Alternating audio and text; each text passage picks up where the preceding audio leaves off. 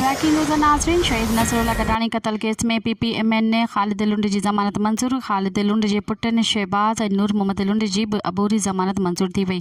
ख़ालिद लुंड ऐं संदसि पुटु फर्स्ट एडिशनल सेशन जज घोटकी जी अदालत में पेश।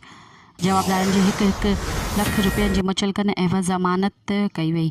ब्रेकिंग न्यूज़ नाज़रीन जेका हिकु दफ़ो ॿीहर दोहराईंदा हलूं। शहीद नसरुल्लाह गडानी कत्ल केस में PPMN ने ख़ालिद लुंड जी ज़मानत मंज़ूर।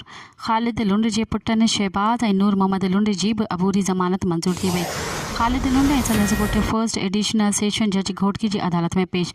जवाबदारनि जी हिकु लख रुपयनि जी मुचलकनि एवज़ ज़मानत कई वई। मज़ीद ख़बरनि ऐं तफ़सीलात लाइ विज़िट कयो असांजी वेबसाइट www.awamiNewsHD.com ऐं ॾिसंदा रहो अवामी न्यूज़ HD।